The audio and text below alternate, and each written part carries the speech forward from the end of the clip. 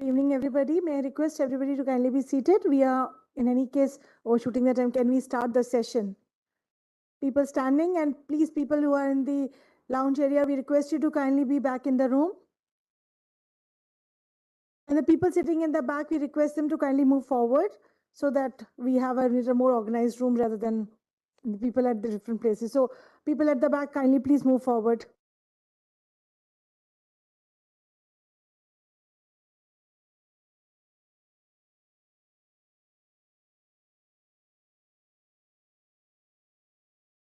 I'll request the team members from FICCI to request the people sitting at the back to move forward, please.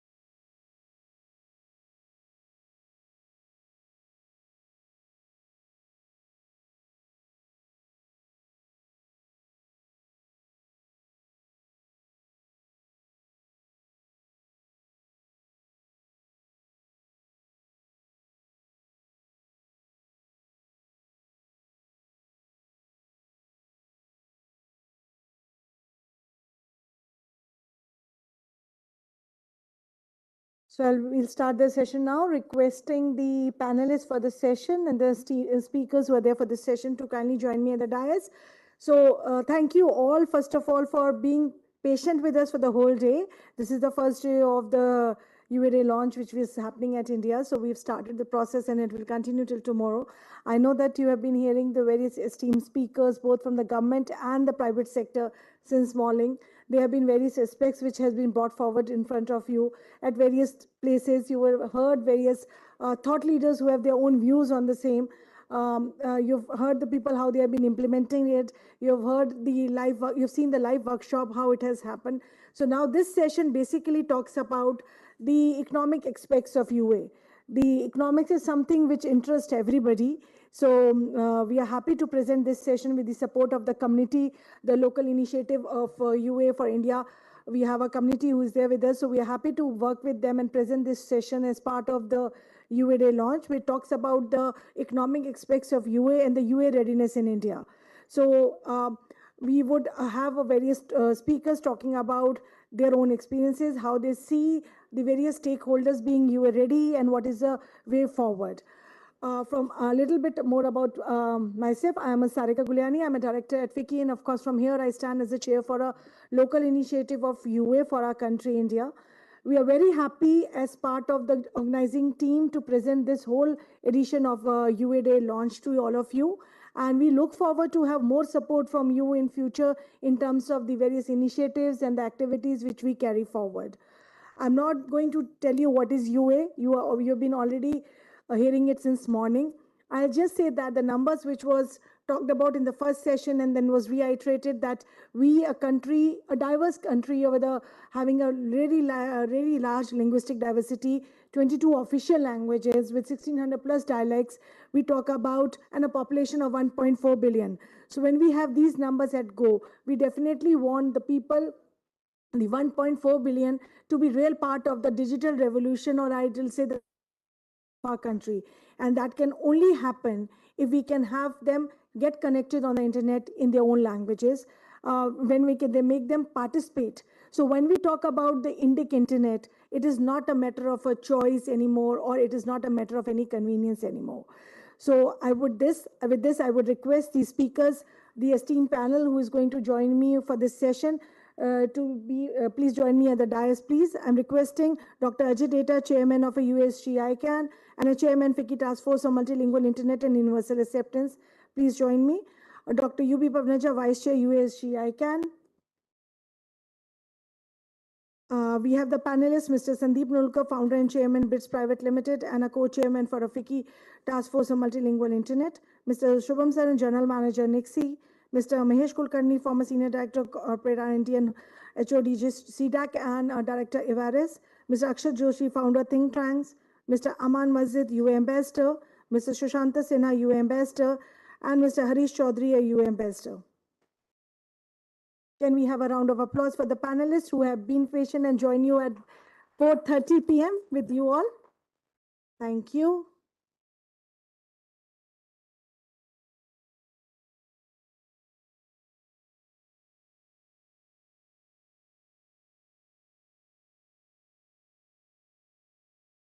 I would now request the Nixie team to kindly present the saplings to the speakers, please.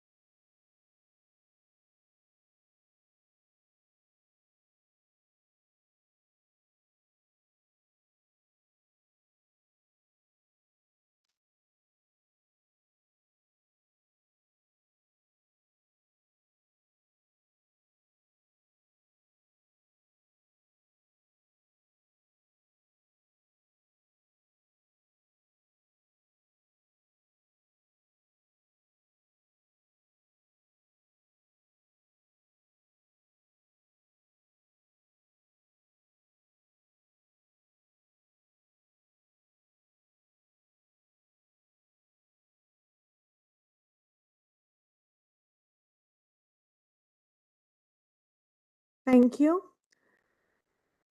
So as I was saying, now the internet is not a matter of something like you call it choice or a convenience. This is kind of a necessity.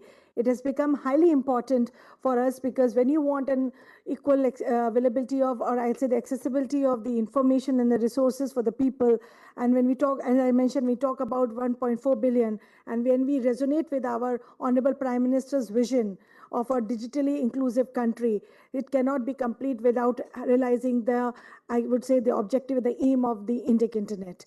And how is that happening is, of course, we know the internet has become the part and parcel of our life, whether you talk about accessing any information or having any improved services, having any availability of the services across verticals, be it healthcare, education, employment, B2B, G2C, or everything right now, if you talk about, is everything dependent on the internet. And when we talk about the Indic Internet, we talk about the internet, and then we, of course, talk about the Indic Internet, as I mentioned, its importance being the highly linguistic divided country. I mean, I'd say the linguist diversity in our country. So we, of course, see it's a good opportunity as well as challenges which gets along with it. So when I say there, see, like we say, the coin has two sides of it. So we focus on the opportunities, how these 22 languages, how we can get the people of those 22 languages on board with us, how we can explore the additional economic benefits those people get in, the clientele it gets in for the businesses as well as for the government. And definitely when we talk about the Indic Internet, we really have to focus on a very important pillar of universal acceptance, for which we have been now celebrating the Global UA Day. We are very proud that the chairman for the UASG was from India, and in fact, Dr. Ajay Data has, under his leadership, has taken various initiatives, and we have been able to get India at a very global forum, and that's why out of the other countries in the world, we have been able to launch, we can start the physical event on the Global UA Day in our country. So it's, but when you talk about the work, when we talk about the UA, so it's a work which goes on with the whole community. There are people you're seeing out here, they're part of the community who contributes in the work of the UA.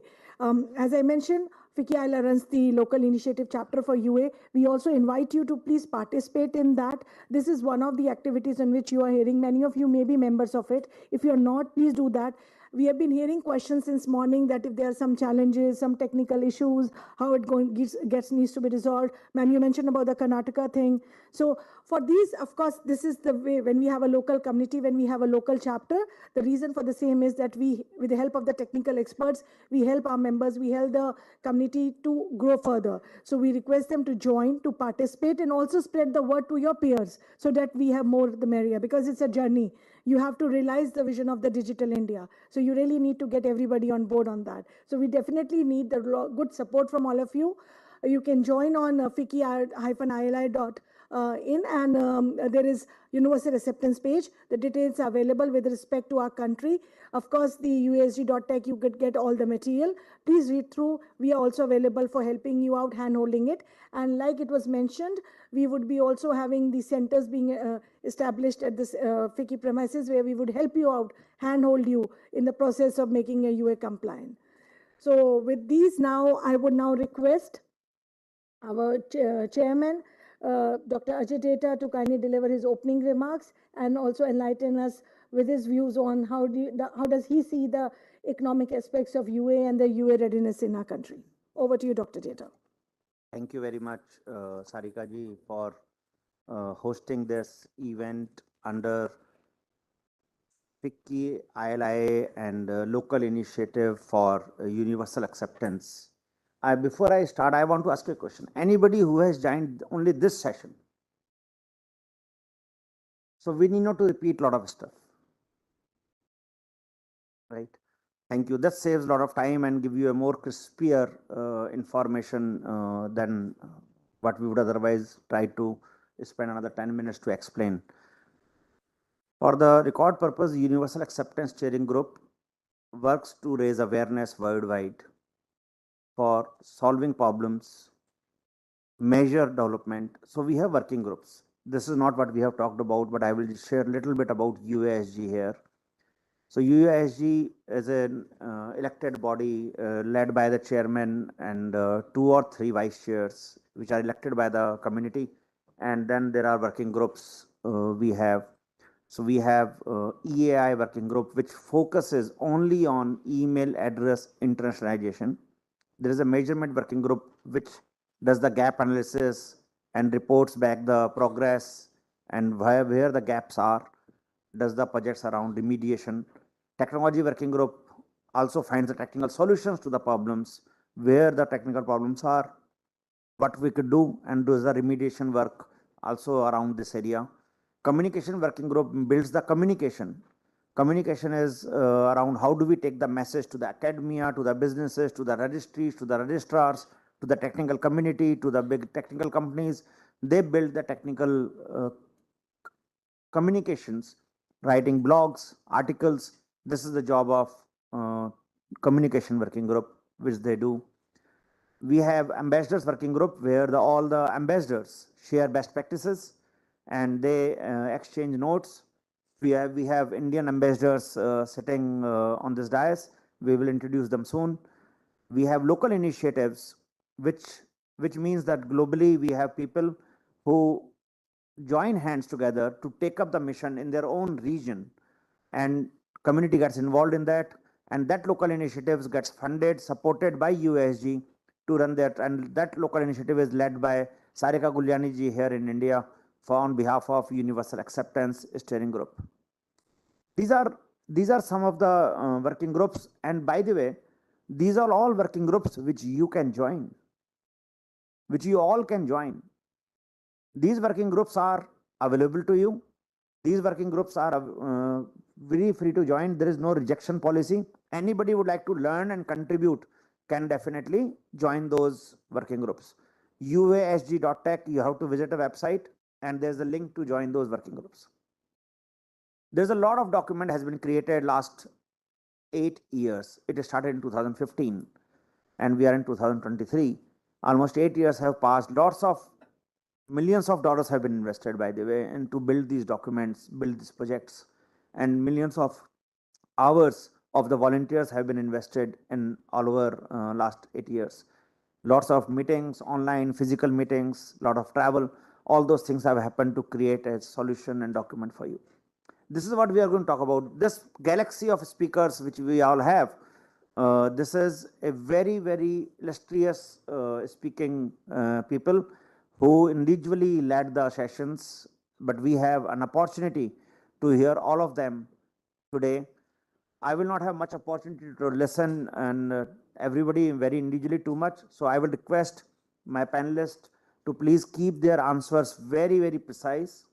If it has been answered, please skip that. Please do not try to add more time on it. We would like to cover as much content as possible with your help. With these notes, I would like to introduce my speakers from the right. Sarika Gulyani ji is the director of FICCI. She leads verticals like ICT, mobile manufacturing, artificial intelligence, and FICCI, Indian Linguist Technology Alliance. Last 16 years, she is here. We have UB Pavanaji on the left side. He is living in a village bordering Karnataka and Kerala. PhD from Bombay University, postdoctoral research in Taiwan, vast experience of 15 years as scientist at BARC Bombay, where he published many research articles. I have personal experience, and he is currently the vice chair of Universal Acceptance Steering Group at a global level. Sandeep Nulkar, he is founder, chairman, and entrepreneur. Company name is BITS Private Limited, which is one of the India's oldest technical translation companies, founded in 1992. So this is really quite old, and he is also the co-chair of a FICCI task force, which I am chairman of. So we work together to take the language initiatives further. Mahesh Kulkarni ji on my second left side, he is founder of CTO of Everest. Everest is not a great introduction for him. I would say that he is the largest experience in this country to bring the language tech for the India. He has been the founder. I jokingly call him the Bhishma Pitama for this language word in this country, which he has created for the domain names per se. So when the new Brahmi generation panel was starting, the initial rules for .Bharat were created. He was a part of that core team to lead that initiative, and he has given this to the country. That's the kind of work which has happened. Then we work together as co-chairs of New Brahmi Generation Panel to give to all of you readiness to in the root zone LGR, so that when the new domain name IDN requirement comes in on IDN GTLDs, we all will be able to register a top level domain name of our choice. So like Nitin Walia can register .Walia in Hindi, and .Singh can register .Singh in Hindi and Tamil or Telugu, and so on and so forth. These are all ready right now, which Mahesh Kulkarni has enabled with all of us. Akshat Joshi, Akshat, I can see you. Akshat, yeah, probably second youngest in this group. He was an employee at CDAC. Now he is an entrepreneur in a new role, new avatar, and very, very technical, solidly technical on language side. He worked very, very strongly on IDN variants. When we were working on BGP, personally, we worked 2 years continuously together to create those rules for all of you. And he has worked on language and translations, began as a youth. He traveled extensively in the first hand to do cross-cultural communications. Thank you. Aman Majid. Aman is here, yes. Aman, 15 years experience in leading operations, and he works in a company called Redix for trust and safety. He had been leading as an expert of universal acceptance and serves as a EU ambassador. So I must share Harish. I'm going to introduce Harish, Aman, and Sushanta. These three are the UA ambassadors appointed from India, invited by UASG and for India. And we have one more ambassador who is missing, traveling, Vijay Shekhar Sharma from Paytm. He is also the UA ambassador for India. Sushanta from Calcutta. He is BE in electronics and master engineering in software engineering. He has been involved in IT industry since last 25 years. And fellow of Institute of Engineers, works very closely for languages. And I attended recently an event. All the invites were in Bangla. And last but not the least, the youngest person on the panel, Delhi-based, Harish has been an active advocate for universal acceptance and more globally through his participation in IETF. So he worked more technically on a global level, including IGFs, and he is a research scholar too. And University of, which university you mentioned today? National Forensic, Research Scholar, and he was a technology analyst with the Center of Advanced Computing, CDAC. This is, if I read all the biodatas of two pages, we will finish 1 hour. So I have just tried to finish in two lines and give you a glimpse of great people sitting around us. So let's start with Harish. Harish, to you, you are a research scholar and you have worked with the government. So according to you, and give us the precise answer, what government could do to proliferate IDN uses in all the PSUs, departments, and stakeholders, while the argument is there is no takers. Thanks a lot, sir. So basically, my experience with the government. So what I have experienced is actually government is doing a lot, because you have already, while giving the introduction to the eminent panel, so we have Mahesh Kulkarni sir with us. Actually, he was working for the government when he was in CDAC, and he enabled and the team Dot Bharat. So this Dot Bharat is, is accepted at the government level at various places. Today, additional secretary sir, he already, gave the information that lot of ministries are accepting the domain names. So in the local languages, they are starting with Hindi at the central level, and at the state level, the state language domain names will be adopted. So in that sense, government is doing leading with the example, sir. And Ministry of Electronics and IT, when I was working with them, so mighty.sarkar.bharat, this is live and running. India.sarkar.bharat, live and running. Anybody could go and type india.gov.in and then click on the Hindi link on the website. You can see the URL with the Devanagari script. The same is with the mighty.gov.in. So that is how government showing that how you could implement it, and task force is established, all the support system is there, and NIXI is creating a big role. NIXI is providing that support, dedicated, you can call. So all the things are in place. The only thing is your desire, that do you want your system to be UA ready and utilize these tools and resources available to you. So that's how I believe that government is doing really great in that sense, making technology available in the local languages, so that it could actually realize the digital India on the ground. So, sir, that is my answer to your question, sir. Thank you, Harishji. Now, Pavanaji, you are supposed to also give a special remark and the question.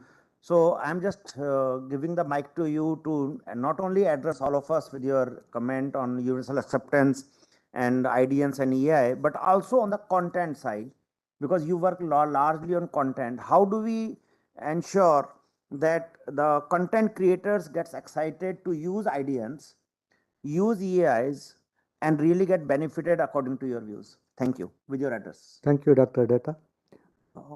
We have been talking about UA, what is UA and all, so I don't have to repeat. But let me think from my own side. I started computers way back in 1982. Started from card punching. So I was a scientist at BRC. I had a plotters, printers. On the plotter, I used to write my name in Kannada script. By giving XY coordinates, pen move up, pen down, and all. Then I started Kannada DTP in Mumbai way back in 1989. First time when I started using Kannada, it was non-Unicode. So then we moved on to Unicode. So when we moved on to Unicode, there's a lot of opposition in Karnataka. When that time I was in Karnataka, I shifted to Karnataka in 1997. So to convince people to use Unicode, the advertise, even now there are so many people who are into DTP, they still use non-Unicode. So convince them itself is a big stuff. Now, finally, we have content in Indian languages. Now, what is the main driving factor now for Unicode to become fully popular? Everybody is using is social media. The Facebook, Twitter, Instagram, so everywhere online, it's all Unicode. So by default, now everyone has learned all the keyboards. Now there's no issue of font and all those things, they are gone. But still, when it comes to UA, recently, for example, in Karnataka, we had a brainstorming session. Madam Pushpa is here only. So the whole agenda was to make the roadmap for next 5 years, what to do in Kannada and IT for next 5 years. So one of the thing I inserted in the agenda is that UA. So Kannada domain names, Kannada emails should be made popular. So government has to work towards making it popular. I mentioned about UA, UASG and all. So it was included in the agenda. So when it was circulated, someone commented very serious comment saying that right now many of the typing things, input device things are not still not available. Everyone doesn't have. See, typing content. Most people do. See, for example, using Kannada or in Indian language on internet. Most people use it for reading. So they type the URL in English and they read the content. But when replying back in, say, in Facebook and all, then only they go for keyboard. I know so many people don't reply or they just consume it, don't contribute. But when it comes to UA, it's not just reading. You have to type the email, you have to type the domain name in Indian language. So then there it comes the one small issue about the keyboard. So people still have not, everyone has not. This was one of the doubt or the apprehension expressed by one of the participants. So we should go little slow and all, but it is like a chicken and egg situation. So which one, who will do first? If you don't do it, it will not happen. So you have to start it. So how, see, when we convinced people about Unicode, about the searching, replaceability and all searching, sorting, replaceable, people understood and they migrated to Unicode. But then how do we convince people about using IDNs in domain name and email? What extra business benefit they get? That is convincing is not that easy as convincing people to move to Indian language itself. So this is another apprehension. So these two things we have to convince people. So only solution is Icha Shakti, the determination, the desires. So once it comes, it will come. Thank you. Thank you, Pavnajaji. And you have given us actually very good word, determination. Yes. And UASG actually thrives on determination that we need to make an impact in the world. Thank you very much. And we all, work together and get a global level to do that. You must have noticed that one person we have not introduced here in this panel. And that person is on the right side of me. That's Shubham Saran. Shubham Saran is a Nixie general manager, handles the registry and the domain names for all of us of .in and .bharat, and runs the business for Nixie at a very senior level after Anilji. Shubhamji, I thought that let me introduce you at that time when I ask you a question. And that is for the region, because the question is very specific to you and you are the right person to answer. When we register a domain name, we go through registrars and then obviously registry comes in the back end. So we would like to have two answers from you. One, how is the readiness for universal acceptance in the registry per se? And is there any timeline or readiness where when I register a domain name, I will be able to use my EAI? Over to you. So thank you, Ajay. Like you have raised a very apt question at the right platform when we are talking about the universal acceptance. So since morning, we have been hearing that Nixie is the .in registry. We have enabled the IDN domain names in all 22 language. That's the start point for the digital inclusiveness or bridging the digital divide. So creation of the IDN domain names in the all the 22 official languages, that's only the start point. But what you raised is the actual culmination wherein we can say that yes, the system and the registry is compliant, is universal acceptance compliant. So I'm pleased to share that yes, we are ready. We are compliant with the IDN email acceptance. So if any of the registrar tries to book a domain name, if any of the registrant, the end user of our particular registrars would like to book a domain name using his IDN email, whether it's Kannada, whether it's Telugu, Tamil, any of the languages, then that domain will go through that they can book the domain name. So from the registry compliance point of view, except the preparedness point of view, we are ready. So it's now all about the registrar's platform. We just need to integrate with them and we can start booking of the domain names using the IDN emails. So that's the preparedness and we are ready to go. We need to start this with the registrars. Great. Thank you very much. Very, very pleased to hear our acceptability of email addresses. Maheshji, question for you is, uh, and only you can answer this question because you have lived both side of the coin. One is building technologies. Now you are as an entrepreneur taking solutions to the masses here, not just the government. So what do you think in your experience technical challenges for UA readiness to the enterprises and to the government according to you, and what are the first 2 steps, 3 steps one must take to follow that journey? Yeah, thank you. I think basically when we talk about the what study we did at this moment of time was to we followed a top down approach. So we started contacting the CTOs, the IT managers for making their websites or applications UA ready. Then we found that okay, they were very much interested in the whole story.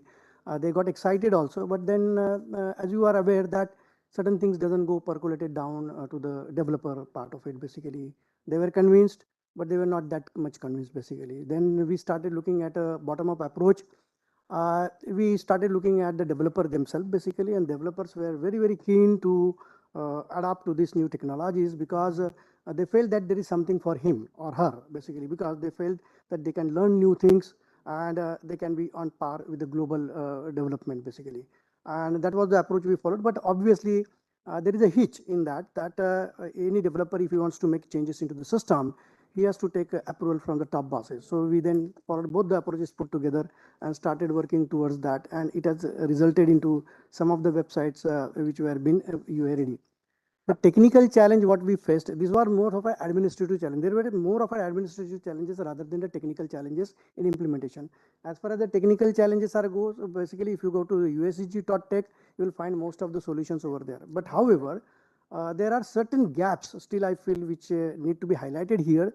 That what we observed is that generally, whether it is an IT company or a non-IT company, they outsource their web development to a third party. Okay, this is one part. They also, what happens, this third party also believes in tools and technologies or a framework of a third party. Now what happens is that suppose even the organization is ready to implement, just because of you are using third party tools and technology, the third party companies who are providing the platforms may are not well equipped to do that particular changes. And here the challenge lies. I will just in a minute give a small example. WordPress, which is a very, very popular platform for building the website, it has got certain plugins. Okay, so one of the plugin is something called for form submission is contact form 7. Okay, you probably people must be aware of that. And we thought that once that has been solved, because that fellow was having hundreds of websites supporting contact form 7, and that was a hitch because the fellow was okay with development, but he didn't have the source code or something or modification permission for the contact form 7. So what I mean is that these are some of the hitches in technical implementation in terms of the platforms getting ready at each and every places. So this is one part.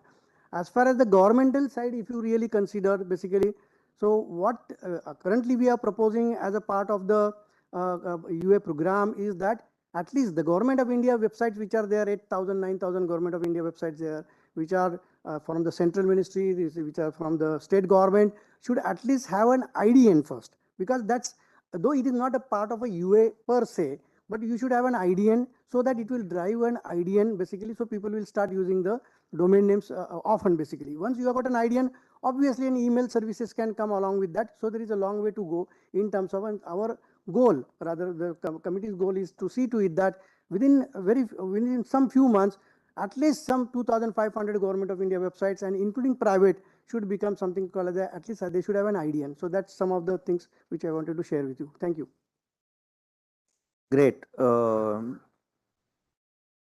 I would come back to you if you have time. I would like to ask a follow-up question. Sandeep, you have been into translation business. Little tough question for you.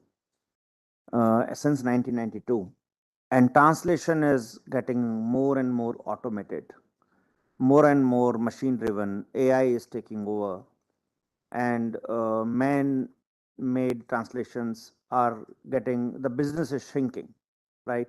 You will agree with me, right? So in this context, so content creation is not as tough as it will be.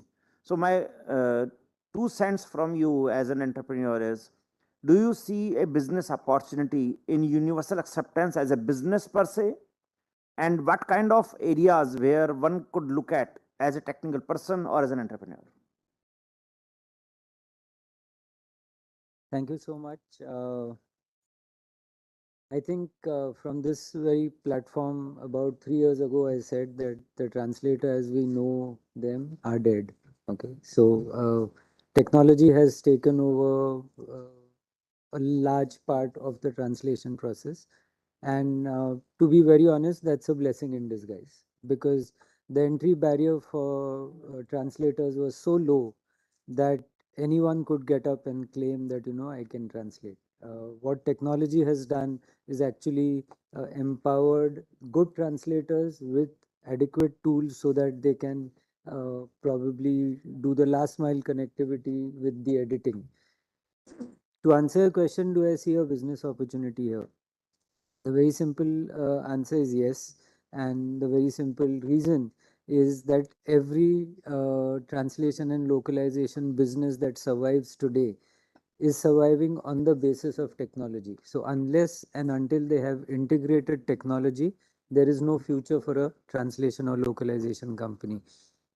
Which means that these very companies can now go out and become good ambassadors for UA, because translation companies are routinely approached by end customers to localize their websites. That's where the educating the end customer can happen. And that's where I personally feel localization and translation companies can become very good brand ambassadors, in turn also creating a significant revenue stream for themselves through UA consulting and educating. Thank you. So thank you. So you obviously agree that there is a large business opportunity for translators, and this is where, off the record, we must work together to bring this community in our local initiative, to empower them with these tools, to see that they see the UA as a I would say forward integration for them to take their services and make more revenue out of it. And thus we have the right resources to make really a UA as a success to their customers. So great, Sandeep, this is fantastic. Akshat, coming to you. Akshat, you are a very new entrepreneur in town, and this is you are the best person to look at things in a different perspective, because you have taken a risk of becoming an entrepreneur, and there are high rewards. So similar question to you, how do you see the IDN as a business, EAI as a business, and do you really see a challenge in technicalities to implement them for an organization, for an MSME, or for any government if they come to you? Thank you, sir. Coming from a veteran entrepreneur, that taking up business is a risk is something that is a bit scary, but your follow-up actually cleared it out. To directly answer your question, there is, like Sandeep sir just said, there is a huge opportunity that the way I see in current India. I would not have said the same thing 10 years back because the government initiatives at that time, the technology landscape at that time was totally different. And today what we are witnessing, even like, for example, we are talking in a UA Day event itself, that itself shows the remarkable shift that has happened uh, at various levels. And I would include, when I say levels, I would include ICANN at the global level, NICSI at the national level. Government of India is directly taking lead into various things, not only in the linguistic space, because as a next part of my answer, I would like to join a couple of things that are happening at Government of India level, and how those things could be complementary to what we are talking about in US space, for example. I firmly feel that everybody's saying that there is a 10 billion opportunity in this space, right? And frankly, when the business exists, you really don't need to convince people to take that pie, take a share of that pie, right? And when that is not naturally, organically happening, sometimes a question comes that are we really talking to those people who actually see an opportunity into that? I would just like to give a small example. For example, one of the biggest car company today is not the one which existed since last 60, 70 years. That is Tesla. And none of the Mercedes and Audis could have directly come up with the electric car lineup because they already had a set business, and why they would try to take up an initiative which directly damages their core business, right? Similarly, I think the way we are looking at UA, the established businesses, we obviously talk about government facing services becoming UA enabled, big tech being UA enabled. Obviously, that is required only from a limited perspective of that they should stop hindering it. But expecting them to go for IDNs is something I would not advocate very viciously about. But there is a huge opportunity for hyper-local businesses to take up IDNs because, and so when I say hyper-local businesses, I do not mean the way Flipkart and these 10-minute delivery companies do, because typically they are called hyper-local. What I'm saying is, for example, we are sitting in Connaught Place, right? There is Sitaram Diwan, somebody who is a chole wala, and he's one of the legends in this space since so many years. I'm dead sure he doesn't have his own website, right? And he doesn't really need to, because his own organic marketing that people do is enough for him. But around every Sitaram Divanchan, there are at least 1,000 similar cholawalas who want to take up that space, and they are highly into social media marketing and stuff like that. So if we can give a platform, and typically these are the businesses which never think of going online because they think that going online is not their thing. Who will make a website? How I don't even know technology. I don't even have time and resources for that. So if through all these initiatives, if government, ICANN, NICSI could enable a sort of ecosystem wherein businesses are incentivized and promoted to go online on IDNs. One thing that I would like to note over here is the market of those people, they don't deal with each other in English. All these businesses deal with each other, the customer to business, that happens in local languages and local languages only. So when we say, like there was a discussion in the morning about cross-lingual information exchange, right? So when internet grew in English, nobody said that why you are starting in English, what about Chinese people? What about local Bengali or Marathi speaking people? These discussions never came. So why we are even talking about having a community interaction? That would obviously happen through different means.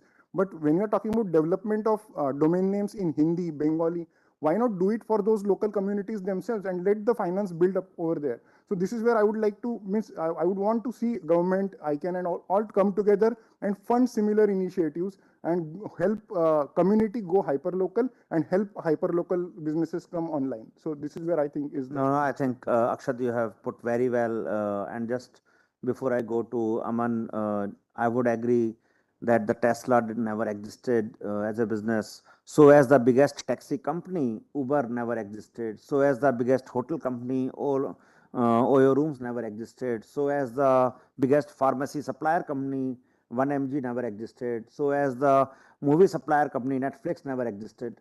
So the business is obviously changing, right? And technology is enabling that, and belief is everything.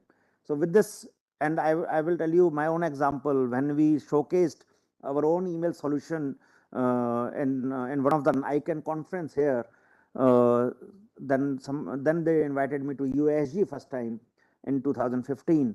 Then somebody told me that now we know it is possible, because suddenly a belief of possibility has started. Suddenly, it is like just a famous example. The first double century by Tendulkar happened after 3,000 one day, and after that there are many double centuries happened. Mental barrier of belief just gets broken, and yes, it's possible. So obviously we are at a cusp of this universal acceptance at the same thing. If we do it, then people see it's possible, and then everything changes overnight. um, we will go to Aman, to you. You are a Redex person and a perfect example for MSME. So I would like your thoughts, and you work on trust and safety a lot, right? You are an expert in that. What do you message for MSME sector, for universal acceptance, for UA, for EAI? How do you see the opportunity for them? And are there any cautions you would like to give? Thank you, Dr. Data, for that question. It's a great opportunity for MSAs. Let's be honest. All right. I would just say that, when you are breaking into a particular industry and you're trying to make your mark, you want to stand out. You want to use the best possible technology that's out there. Now we're talking about UA, and I think about 20 minutes ago we were talking about ChatGPT also internally. And leveraging on these technologies gives people that edge to to make their mark, to give something unique, to give a unique experience. Now, to your point also, like let's say if I was an entrepreneur, and I would say that any guy in the service industry who's worked for over 20 years does aspire to become an entrepreneur. There are several business ideas that are lying somewhere in the closet. But let's say, for example, me working in trust and safety, I look at a lot of domain abuse, a lot of spam, phishing, malware. But there's this one aspect that I have come across, which is called brand protection, trademark infringements that we're talking about. Now, let's say, for example, we've seen a lot, like if you're a web host or a domain name registrar or even a registry, you receive a lot of notices from people who protect trademark. All right, these are small businesses, by the way. All right, who protect brands and known brands. There are millions of brands that are registered on the trademark databases globally also. So there is obviously great business opportunity for them to expand. But let's say, for example, UA does get, UA does get its wing, and there are IDNs available, there are email addresses that are available. This opens up a huge market for those brand protection folks. Because suddenly your something that you can see in, let's say, a Chinese language, or something that you can see in Japanese, or a language that you really don't understand. But if you translate that, that could actually potentially be a brand infringing domain name that ideally you would have picked up if it was in English. So now for that particular company, I'm just giving it out there, like for anybody to implement it. But if they can create a plugin that can translate all of that information, because we have the technology, it will suddenly give them an edge right there to not only promote their business, but actually come out unique and give that additional value to their customers as far as service delivery is concerned. So this is just one example, but if you come to think of it and you brainstorm, there is an opportunity in each and every industry. That's my point. Great. Actually, till now we have been listening all the speakers talking very high opportunity, and that brings to not just business, one more sector, and that's an career for employees, technical community, and UA and academia to create professionals for universal acceptance. So, do you see that there is an opportunity around there, and we must do something? And how? What steps we could take to really influence more and more people to be UA aware and take this as a career? Shanta, yeah. Yeah, yeah, good that you raised that, Dr. Data, because last week only when we had this program, the first thing this institute asked me, can we have formal curriculum on this so that we can take it in a formal way? Because we see there is a huge potential, but one or two workshop like this might not, address the need. I know there is a group and I can also working on how to create this curriculum and on this. But I think is a huge need where this engineering colleges and others, they see a potential that how they can change the syllabus, the curriculum, so that they include these aspects, okay, in the curriculum. So there is a formal way and there are interests on the ground and we can make a difference on that. Students and professors, researchers, they say we want engagement with the community at large to be part of this kind of research. I'll tell you, I have one of my friends in US universities. They work on the cyber on the security area, and there are a lot of spam algorithms and other things they use. And they said, okay, now with the introductions of an EAI, the whole algorithm has to be rewritten, right? And there are a lot of research and a lot of academic value on that. And he wants to collaborate. He said, okay, Sushanto, can you come forward and we can engage so that we can research on this spam algorithms and others, which is there today. And I'll give you another interesting story. Okay, and again, he is one of my classmate in class 12 Law Commission Nandapur and Engineering College. He's one of the CEOs in a Silicon Valley based company. Okay, and they're doing great.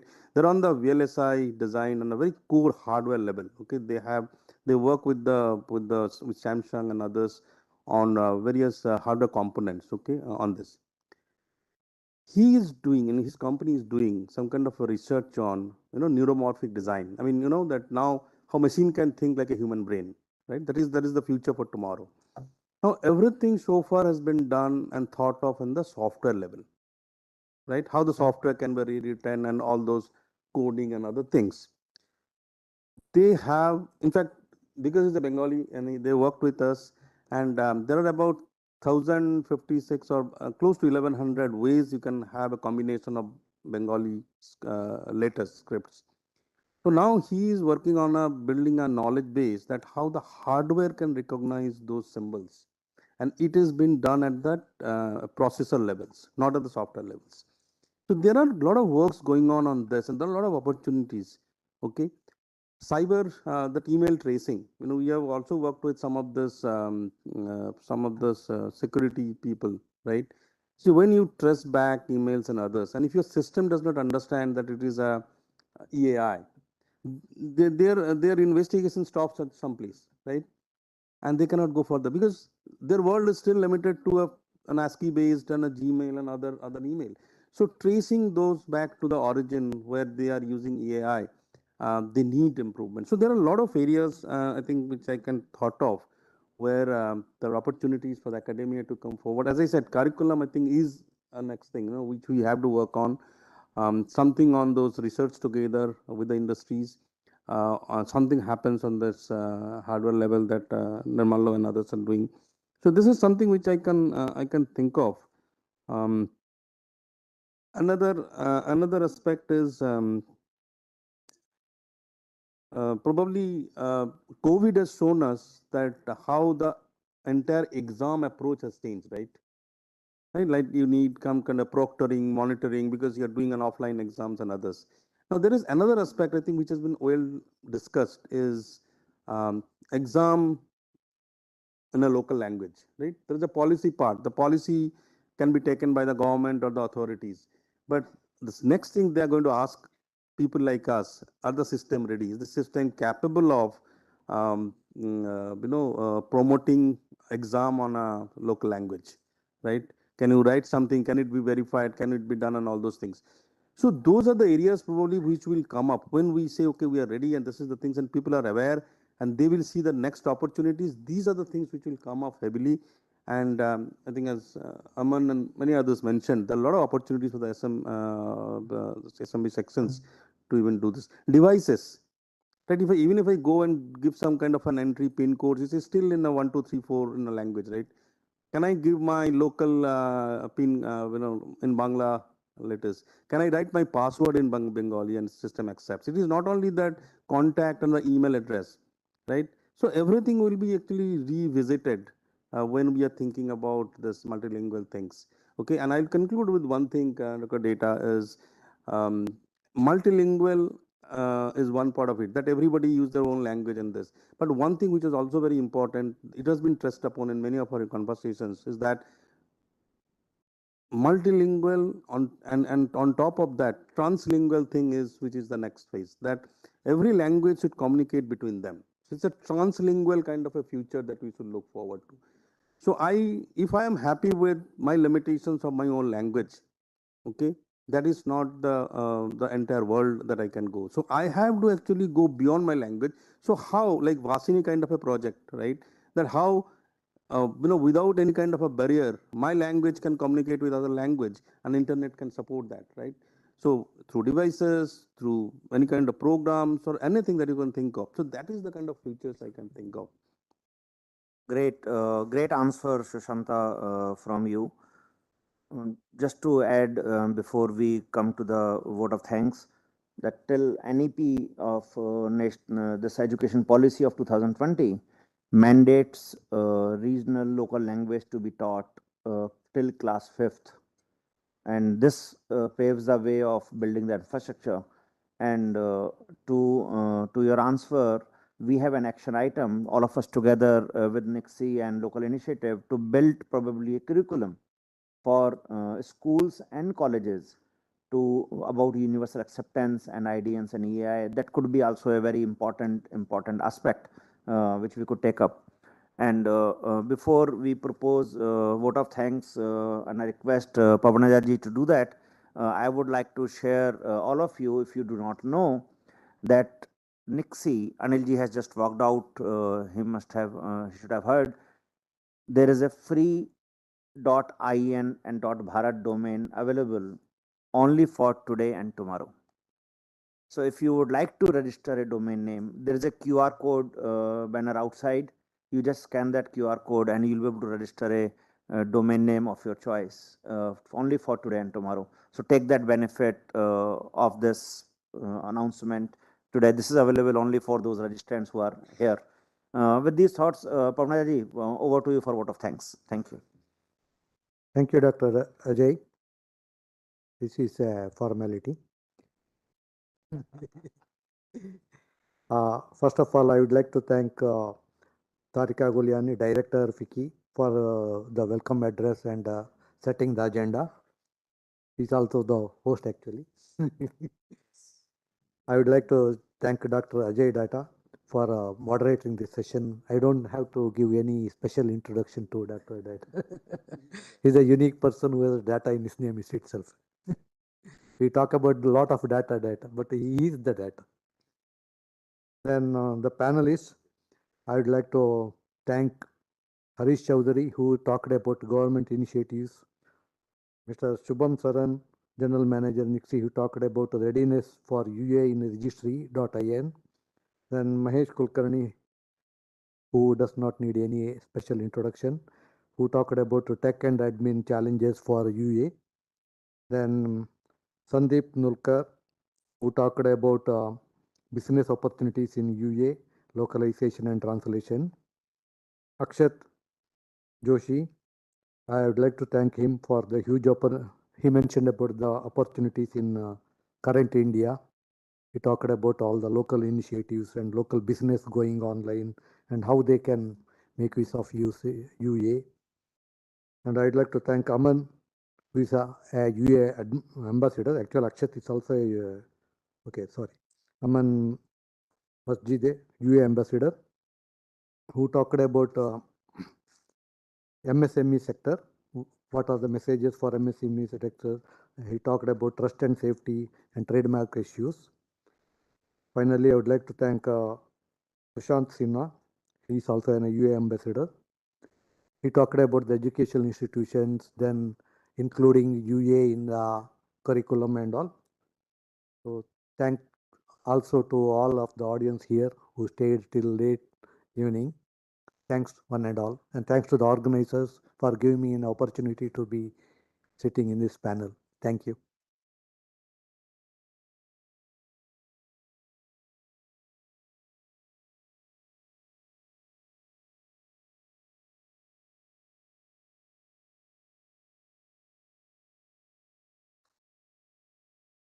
Thank you, all of you, and it's a really good to stay till the evening. Tomorrow we can meet at Maniksa Auditorium nearby Aero City, and the next session is started from there. It's 10 a.m. So we can meet together and there and celebrate a UA Day, Global UA Day with the ICANN team.